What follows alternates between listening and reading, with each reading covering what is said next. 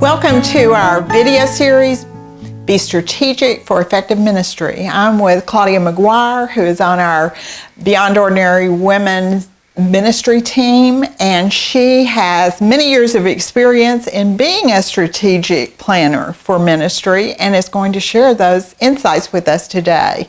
So welcome, and you can read more about Claudia on our website. Her bio is there. But thank you, Claudia, for being with us today. My pleasure. As I thought about it, it occurred to me that maybe we should just start with who should be watching this, because there probably are people out there who wonder, is this something for me, or is this only for someone who leads a ministry in a church or a nonprofit or something like that? Right. Yeah. I think people hear those words and they kind of go, oh my goodness, I could never do that.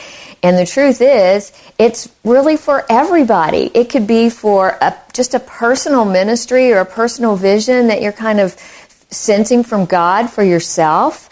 Maybe someplace that He's inviting you to get involved this year and you're just not sure about that or how you would go about doing that.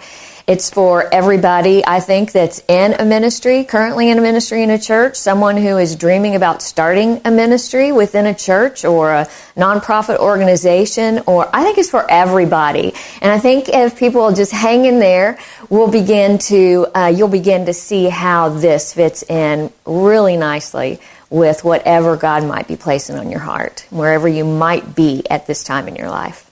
So tell me what the purpose is for doing strategic planning. What do you hope to achieve in the end by doing that? Well, when I think about strategic planning is really just coming up with developing a purpose for ministry and then designing a pathway to get there. That's really what it is. And you do it because it's better to have a pathway to run on than no pathway. It's better to have plans than no plans. And when I look in the Bible, I see that God is a God of purpose and organization. And when He was making creation, there wasn't just this big bang and crocodiles and butterflies started appearing. He actually had a flow and a reason for the way He did creation. When you look at Exodus, you see how God moved, and when He was asking the Israelites, or actually telling them detail upon detail how to build the tabernacle. He was like, this is the kind of wood you use, and these are the parts you cover with gold, and these are the parts that you carve out, and this is the kind of skins you use to cover the tabernacle. He was very detailed, even appointing and choosing people to work on certain aspects of the tabernacle.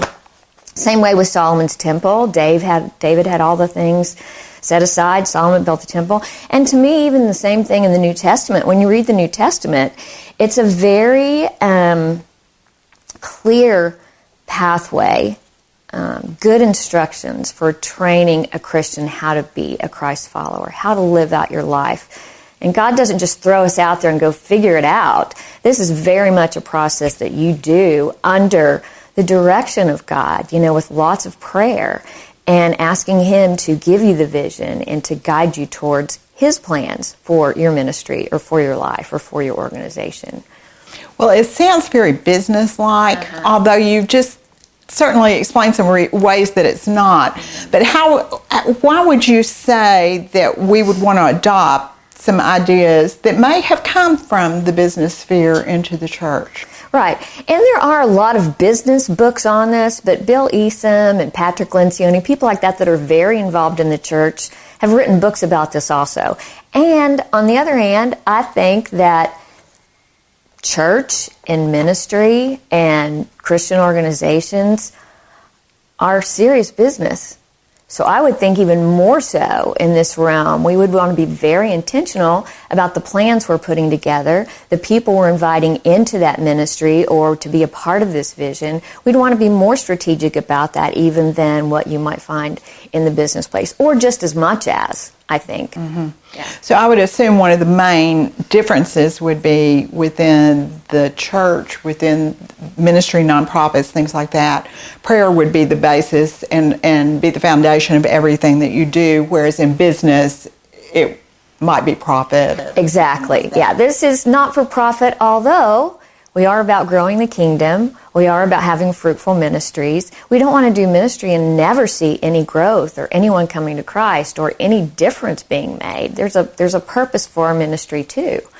So where do you start? Where do you begin? This particular video, we were going to talk about preparation. How do you get ready to plan strategically? Where do you begin that? Prayer is important. Communicating your vision, communicating to your pastor, to your supervisor, to your board of directors, evaluating what's currently going on. How are those ministries working?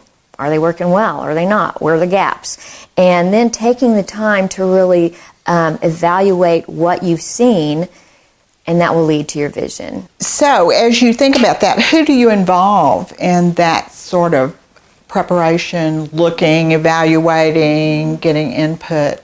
Well, I do think that if you are on staff at a church, that you would talk to your pastor or whoever supervises your area of ministry and say, hey, this is what I'm thinking about doing. I want to spend the next few weeks really looking at ministries and evaluating what's going on. And I want to be really strategic, much more purposeful as we go into this next season of ministry about what we're doing.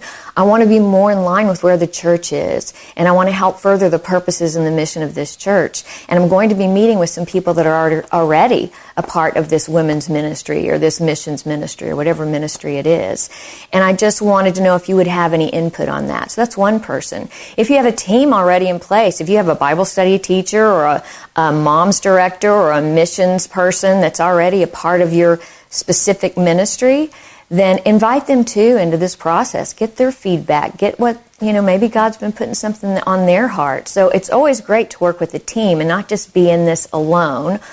Although you might have to start that way. You'll eventually begin to build a team around your vision and around the ministry that God's put on your heart. So one of the ways to make it strategic is to make sure you're aligned with what the church does anyway. Definitely. Do you think that's an area that many people could sort of fall down in and go off on their own ideas instead of trying to figure out what the church is trying to do and how their ministry helps? Yes, I think sometimes, especially in a women's ministry or mission, those kind of things, we see ourselves separate. Like we have to create all these different things or new things, when the truth is, how can you just figure out what already is going on and how can you come alongside that? And then in our next session, we're going to talk about how to even integrate different aspects of ministry into what you're trying to do, so that you're not just out there doing this completely separate thing and you're not connecting into the church. Well, thank you, Claudia, for these insights. I know you could have given us much more detail about some of these areas, like evaluation, and I know we have some videos on vision with Debbie Stewart that we can use, but evaluation, input, how to align with the vision of the church and things like that. And so how can they get more information about specifically these things that you've mentioned in preparing? Well, what I'll do is I'll write a few blogs and go into greater detail in these different areas, and you can put those on the website. That'll be great. Okay. So look for Claudia's detailed articles on our website at beyondordinarywomen.org, on our blog, and you can search for Claudia. You can search for whatever your specific topic is. If you want to know about evaluations, I think we already have some on there. If you want to talk about mission or vision, we already have some articles on there that might be very helpful. Or just feel free to contact us, because I'd love to talk to you. Claudia would love to talk to you. Contact us through the website.